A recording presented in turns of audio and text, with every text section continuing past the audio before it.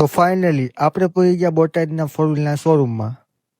તો hello Insta family, કેમ છો? જય દ્વારકાધીશ અને ગુડ મોર્નિંગ.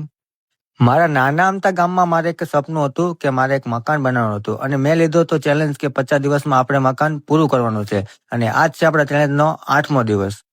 અને હા, જ્યાં જ્યાં દિવાલ આવતી હતી અહીંયા આપણે લોખંડના પિંજરા મૂકવાના હતા અને એ કાલે આપણે મૂકી દીધા હતા. અને આજે આપણે જ્યાં લોખંડના પિંજરા મૂક્યા અહીંયા આપણે લોખંડની આજે પ્લેટ મૂકવાની છે. ત્યાં પછી મારું આજ પ્રમોશનના વિડીયોનું શૂટિંગ હતું. અને હા, મારે 2 દી પહેલા કોલ આવ્યો હતો કે આપણે વિડીયોનું શૂટિંગ કરવા જવાનું છે અને આપણે ચાલ્યા બોટાદ. ત્યાં પછી આવી ગયું રસ્તામાં કુંડળ. તો કમેન્ટ કરો તો કોણ કોણ આવ્યું છે. અને ત્યાં પછી રસ્તામાં આવી ગયું સાળીંગપુર અને હું ન જાઉં બને સાળીંગપુર. તો આપણે કરી લીધા હનુમાન મંદિરના દર્શન ને કમેન્ટ કરો તો અહીંયા કોણ કોણ આવી ગયું સાળીંગપુર. અને પછી આપણે કેટલી જગ્યાએ આપણે હાર ગોત્યો પણ કે ન મળ્યો અને આ જગ્યાએ આપણને હાર મળી ગયો મસ્ત. આપણે કરી નાખ્યો બુક. ત્યાં પછી અમે ફાઇનલી પહોંચી ગયા બોટાદના ટાટા કંપનીના ફોર વ્હીલના શોરૂમમાં.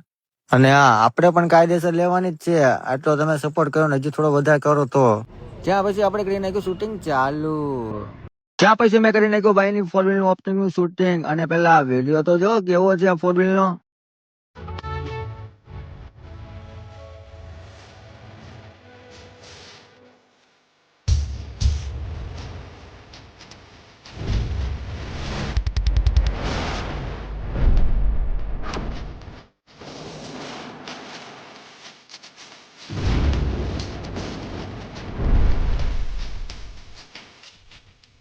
ત્યાં પછી આ ભાઈ મસ્ત ફોટો પાડી નાખ્યો ચાવીનો. ત્યાં તો ભાઈ નીકળી ગયા, મારે પણ આવવાનું છે. અને હા, આપણું શૂટિંગ પૂરું થઈ ગયું. હું ને મારો દોસ્ત ચાલ્યા ઘરે. અને દોસ્ત ઘરે નથી જવાનું, રખડવા મેં ના ભાઈ ઘરે જવાનું. અને હા, આ આપણો મિની બ્લોગ તમને કેવો લાગ્યો જરા કમેન્ટ કરી નાખજો અને ફોલો પણ કરી નાખજો. અને આ ભાઈ ફોલો લીધું તો આપણે નહીં લેવાની, આપણે પણ લેવાની જ છે. જો તમે આટલો સપોર્ટ કર્યો હજી પણ થોડો કરો તો લેશું આપણે.